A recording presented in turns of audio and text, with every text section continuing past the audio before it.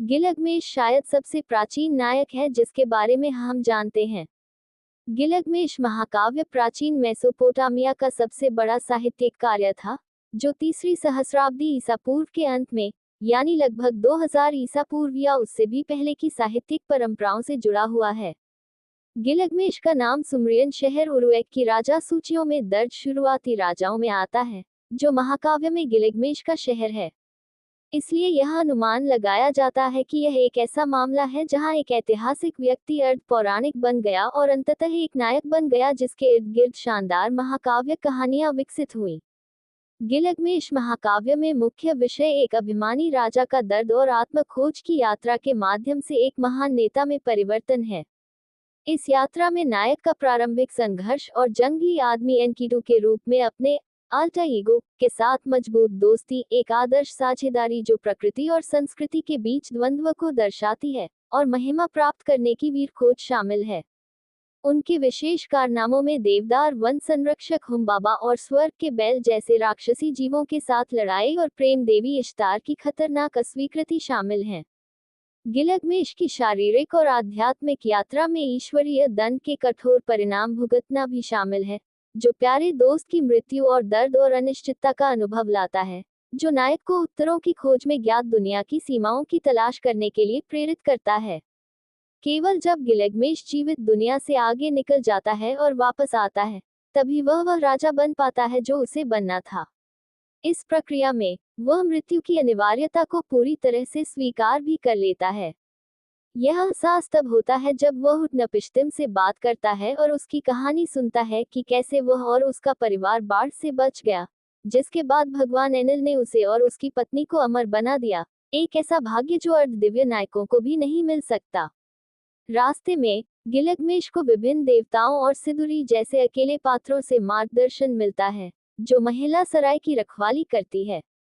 पुराने बेबीलोनियन संस्करण से संरक्षित एक पाठ में वह गिलगमेश को सबसे मार्मिक सलाह देती है, और कार्पे डेम विचार दिन को इकट्ठा करो का हमारा पहला संरक्षित संस्करण।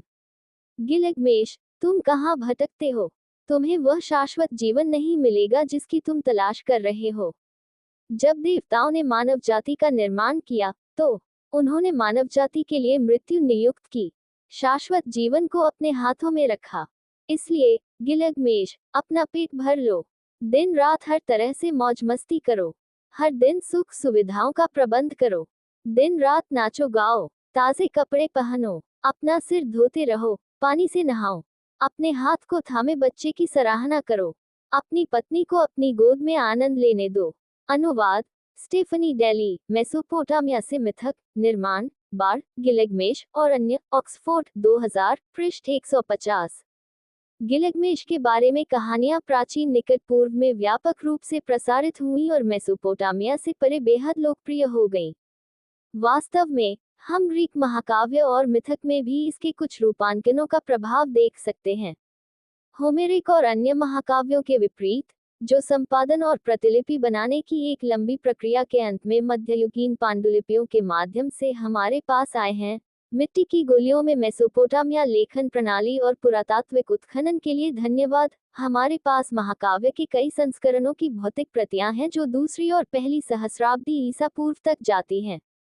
इसलिए जिसे हम गिलगमेश का महाकाव्य कहते हैं, उसका पाठ्य इतिहास आश्चर्यजनक रूप से जटिल है, क्योंकि हमारे पास जो पाठ हैं वे एक ही संस्करण से नहीं आए हैं, बल्कि विभिन्न समय और स्थानों से खंडित पाठ हैं।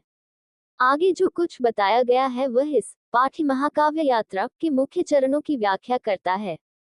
गिलगमेश के बारे में कविताओं के सबसे पुराने अंश सुमरियन में लिखे गए हैं, जो उर तीन काल या उर के तीसरे राजवंश, यानी तीसरी सहस्राब्दी ईसा पूर्व 2094-2047 ईसा पूर्व के अंत की परंपराओं से निकले हैं। ये लंबी महाकाव्य कविताएं नहीं थी, बल्कि गिलगमेश, सुमरियन में बिलगमेश कहा जाता है, के बारे में स्वतंत्र लघु कथाएं थीं। उदाहरण के लिए, उनमें से एक में, जिसे गिलगमेश बिलगमेश एनकीडू और पाताल लोक के रूप में जाना जाता है, गिलगमेश के आदेश पर एनकीडू कुछ वस्तुओं को पुनः प्राप्त करने के लिए पाताल लोक में उतरा है और वहां फंस गया है। गिलगमेश को सूर्य देवता उटू अक्कादियन शमाश द्वारा अपने मित्र के साथ कुछ समय के लिए फिर से मिलने की अनुमति दी जाती है, और कविता एनकीटू द्वारा पाताल लोक में देखी गई चीजों, विशेष रूप से उन लोगों के भाग्य के बारे में उनकी बातचीत को बताती है जो विशेष तरीकों से जीते और मरते हैं। इन आरंभिक सुमरियन कहानियों को बाद के बेबीलोनियाई लेखकों द्वारा संभवतः 18वीं शताब्दी पू में संरक्षित किया गया था, जिनकी भाषा अक्कादियन थी, लेकिन उन्होंने सुमरियन ग्रंथों की प्रतिष्ठा और सांस्कृतिक महत्व के कारण उनकी नकल की, जिस तरह प्राचीन विद्वानों ने होमर की नकल की थी। गिलगमेश महाकाव्य के लंबे संस्करण सीधे दूसरी सहस्राब्दी ईसा पूर्व के दौरान अक्कादियन में लिखे गए थे, जिसमें सभी अन्य राजाओं को पार करना नामक कविता भी शामिल है। इसे पुराने बेबीलोनियन संस्करण के रूप में भी जाना जाता है। हालांकि यह अगले चरण में था, देर से कांस्य युग लगभग 1550-1200 ईसा पूर्व के दौरान कि महाकाव्य को सबसे व्यापक रूप से कॉपी किया गया था। दूसरे शब्दों में, इस बिंदु तक यह महाकाव्य एक क्लासिक बन गया था जिसे उच्च साहित्य के रूप में पारित किया गया था, लेकिन शैक्षिकी उद्देश्यों के लिए भी इस्तेमाल किया गया था, ग्रीक दुनिया में होमर और हेसियोड के विपरीत नहीं। मेसोपोटामिया में हम स्कूलों में लिपिक अभ्यास के लिए गिलगमेश के ग्रंथों का उपयोग करते हैं, और हम जानते हैं कि गिलगमेश के छंदों को अनुष्ठान के उपयोग के लिए भी उद्धृत किया जा सकता है, जैसा कि हम उदाहरण के लिए हित्ती ग्रंथों में देखते हैं।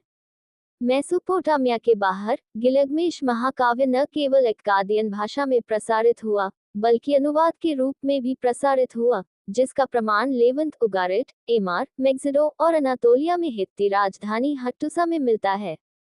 गिलगमेश महाकाव्य का सबसे पूर्ण संस्करण जो हमारे पास पहुंचा है, वह अगला विस्तारित संस्करण है, जिसे असीरिया और बेबीलोनिया के शाही पुस्तकालयों में पहली सहस्राब्दी ईसा पूर्व के आरंभ से मध्य तक की गोलियों में संरक्षित किया गया है। ये ब्रिटिश खोजकर्ता और राजनयिक ऑस्टेन एच. लेयर थे जिन्होंने 1849 में निन्वे में अश्शुर्बनिपाल शासनकाल 668-627 ईसा पूर्व के महल के खंडहरों में इस संस्करण वाली पहली गोलियां खोजी थीं। हालांकि हमारे पास जो प्रतियां हैं, वे पहली सहस्राब्दी ईसा पूर्व की हैं, लेकिन वे जिन मूलों पर आधारित हैं, वे संभवतः 13वीं और 11वीं शताब्दी ईसा पूर्व के बीच रचे गए थे। किसी भी दर पर इस संस्करण को मानक बेबीलोनियन संस्करण (SBV) या केवल मानक संस्करण के रूप में जाना जाता है, न केवल इसलिए कि यह सबसे पूर्ण है, बल्कि इसलिए भी कि इसकी साहित्यिक अक्कादियन पूरी गोलियों में काफी मानकीकृत है। हालांकि प्राचीन समय में इसे इसकी शुरुआती पंक्ति के बाद वह जिसने दीप को देखा के रूप में जाना जाता था। ये संस्करण अधिकांश आधुनिक अनुवादों का आधार बनता है, जो इसके कुछ अंतरालों को अन्य मौजूदा संस्करणों की पंक्तियों से भरता है। मेसोपोटामिया के साहित्यिक ग्रंथ काफी हद तक गुमनाम थे, लेकिन मानक संस्करण की पट्टिकाओं को सिन लिकुन्नेनी नामक एक लेखक के नाम से जाना जाता था। जबकि हम आधुनिक अर्थों में किसी लेखक के साथ काम नहीं कर रहे हैं, हम यह मान सकते हैं कि लेखकों के पास मौजूदा ग्रंथों को संशोधित करने, विस्तार करने और संपादित करने में कुछ छूट थी। कुछ शायद इसे दूसरों की तुलना में अधिक सख्ती से और सफलतापूर्वक कर रहे थे, इसलिए उन्हें भावी पीढ़ी के लिए मान्यता मिली। निकट पूर्वी और ग्रीक साहित्य और मिथकों पर गिलगमेश महाकाव्य के प्रभाव को कम करके नहीं आंका जा सकता।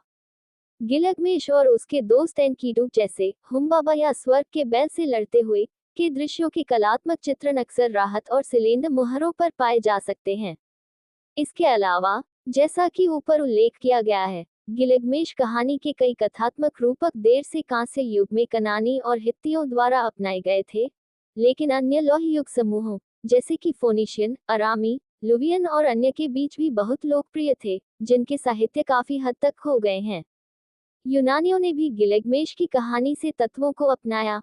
विद्वानों ने अकिलीज और पेट्रोक्लोस के बीच की गहरी और दुखद दोस्ती और अकिलीज के उसकी मृत्यु पर शोक, ओडिसियस की भटकन और मृतकों की आत्माओं से उसकी मुठभेड़ और राक्षस हत्या के विषय में प्रतिध्वनि देखी है, जो हेराक्लीस, परसियस और थेसियस जैसे ग्रीक पात्रों के लिए बहुत महत्वपूर्ण है, अन्य वीर विशेषताओं या प्रकरणों के अलावा।